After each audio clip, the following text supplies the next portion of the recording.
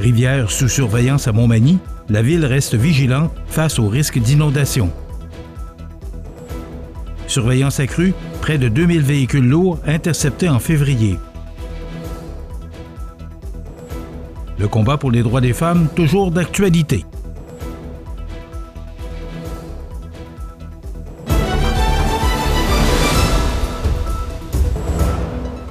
Mardi 10 mars 2026.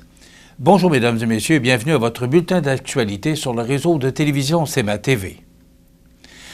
La ville de Montmagny surveillait de près l'état de ses cours d'eau à la suite des importantes précipitations de pluie tombées au cours de la dernière fin de semaine, combinées à la fonte rapide de la neige provoquée par les températures plus douces. À cet effet, les autorités municipales portaient une attention particulière à la rivière du Sud et à la rivière Saint-Nicolas, où les conditions hydrologiques avaient grandement évolué au cours de la nuit de lundi à mardi. Le débit de la rivière du Sud, passablement élevé au cours de la journée de lundi, s'est stabilisé alors que le couvert de glace sur la rivière du Sud et Saint-Nicolas a quitté durant les dernières heures, laissant place à un débit beaucoup moins menaçant qu'en fin de journée lundi. Sur le terrain, les équipes du service des travaux publics et des infrastructures ont mobilisé toutes les équipes afin d'assurer une surveillance active des secteurs plus sensibles. Des engins de chantier ont été aperçus aux abords de la rivière, prêts à intervenir pour aider l'amoncellement de glace à prendre le chemin vers les chutes de Montmagny sans causer de dégâts.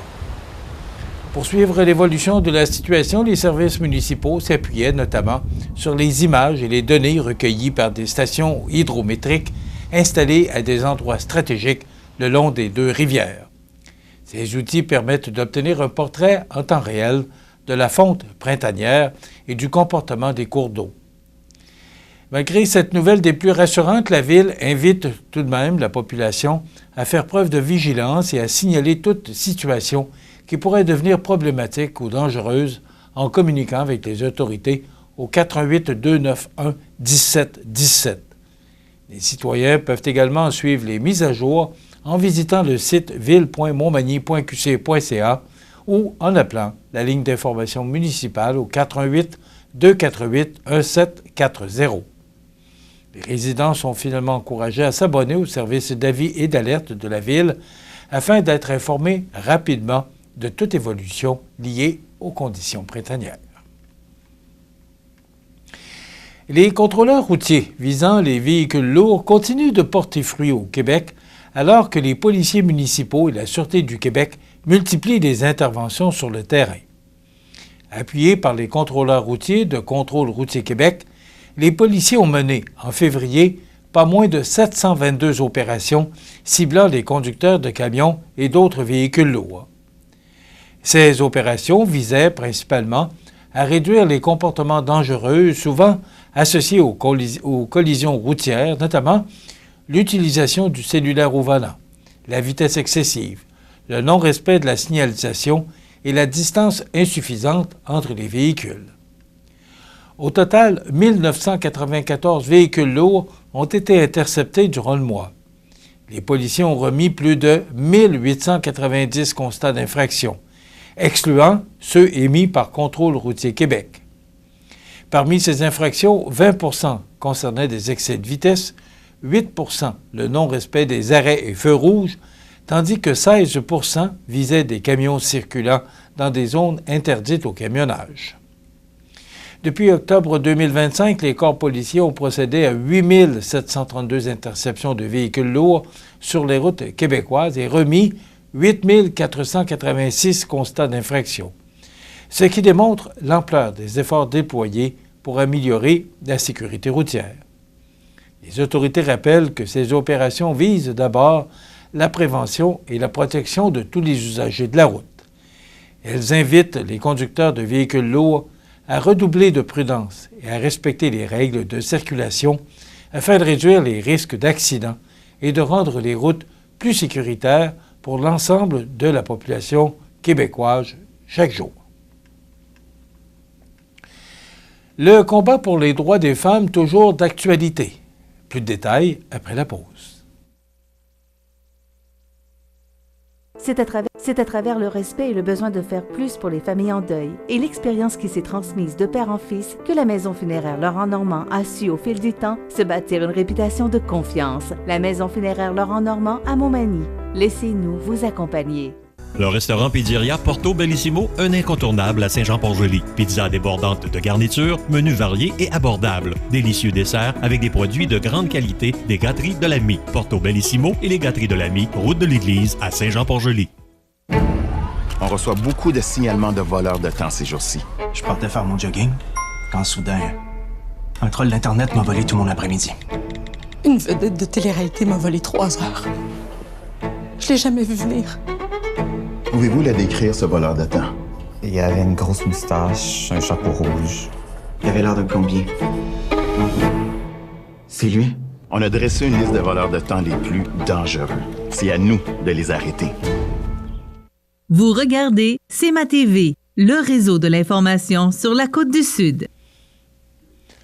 À l'occasion de la Journée internationale des droits des femmes du dimanche 8 mars dernier, le réseau des groupes de femmes Chaudière-Appalaches a tenu à rappeler l'importance de protéger les avancées obtenues par les femmes et de poursuivre les efforts pour faire progresser leurs droits dans la société.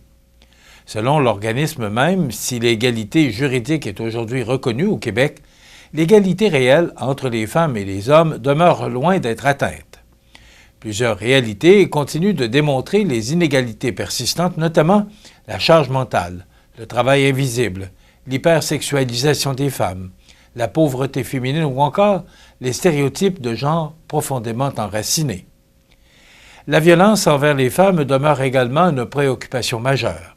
Depuis le début de l'année 2026, 7 femmes ont été assassinées parce qu'elles étaient des femmes, rappelle le réseau. Les statistiques démontrent aussi que les femmes représentent environ 75% des victimes d'infractions commises dans un contexte conjugal. Dans la vie quotidienne, les écarts persistent également dans la répartition des responsabilités familiales. Même lorsque les 2 partenaires travaillent à temps plein, les femmes réalisent encore près de 62% des tâches domestiques, une réalité qui illustre le chemin qu'il reste à parcourir pour atteindre une véritable égalité. Cette année, la thématique retenue par le collectif du 8 mars était « Génération debout ». Elle met en lumière les liens entre les luttes passées et celles d'aujourd'hui, tout en rappelant que le mouvement féministe repose sur la transmission, la solidarité et la diversité des voix. Dans plusieurs municipalités de la région, les groupes membres du réseau organisaient d'ailleurs différentes activités de sensibilisation et de mobilisation afin de souligner cette journée pour encourager la population à poursuivre la lutte pour une société plus juste, égalitaire et inclusive pour toutes les générations de femmes qui continuent de se tenir debout aujourd'hui. La Ville de Montmagny lance un nouvel espace de discussion en ligne consacré à l'itinérance et au vivre ensemble. Devant une présence de plus en plus visible de l'itinérance sur son territoire, la municipalité souhaite offrir aux citoyens un lieu d'information et d'échange respectueux. Créé avec l'appui d'organismes partenaires, cet espace numérique est accessible sur la plateforme de participation citoyenne Je participe. Les internautes peuvent y découvrir des informations sur la réalité de l'itinérance, les ressources disponibles dans la région, ainsi que le rôle joué par la Ville et ses partenaires. Le site propose également une section de questions fréquentes, des explications sur les mythes et réalités liées à l'itinérance et un forum de discussion permettant aux citoyens de poser leurs questions et de partager leurs préoccupations dans un esprit de dialogue. Par cette initiative, la Ville souhaite mieux informer la population, favoriser la compréhension du phénomène et encourager des échanges constructifs entre les citoyens et les intervenants du milieu.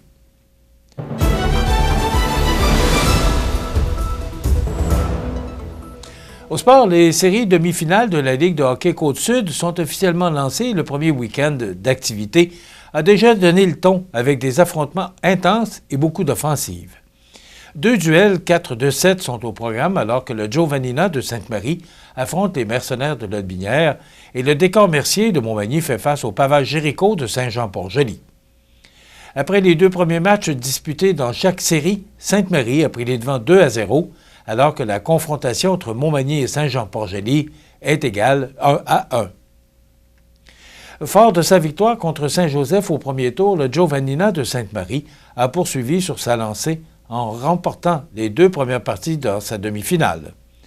Lors du match d'ouverture présenté à Saint-Gilles, l'équipe a brisé l'égalité en 3e période avec 3 buts sans réplique pour finalement s'imposer 5-1. Nicolas Letourneau, William Dumont, Olivier Saint-Cyr, Louis Nadeau et Jovan Odette ont contribué à l'attaque tandis que la formation marienne dominait aussi 40-32 au chapitre des tirs au but. Le lendemain, au Centre Castel, le Giovannina a de nouveau imposé son rythme en signant un gain convaincant de 6-1. Les Tourneaux a encore été au cœur de l'offensive avec 2 buts, tandis que Samuel Landry en a inscrit 2 également. Olivier Saint-Cyr et Louis Nadeau ont aussi trouvé le fond du filet dans cette rencontre dominée par les locaux. Avec 3 buts et 5 passes pour 8 points en 2 matchs, Nicolas Letourneau a d'ailleurs été nommé première étoile de la semaine dans la Ligue de hockey Côte-du-Sud. Dans l'autre demi-finale, le Décor Mercier de Montmagny, le Pavage Jéricho de Saint-Jean-Port-Joli se livrait une bataille beaucoup plus serrée. Les Magny-Montois ont remporté le premier duel 5-3 sur la route grâce notamment à une performance dominante de Justin Bernier, impliqué dans 4 buts de son équipe. Benjamin Fréchette, Jean-Daniel Gauthier, Samy Dubois et Pierre-Luc Dion ont également noirci la feuille de pointage pour permettre à Montmagny de prendre les devants dans la série. Cependant, le Pavage Jéricho a répliqué dès le lendemain, devant 975 spectateurs à l'Aréna de Montmagny.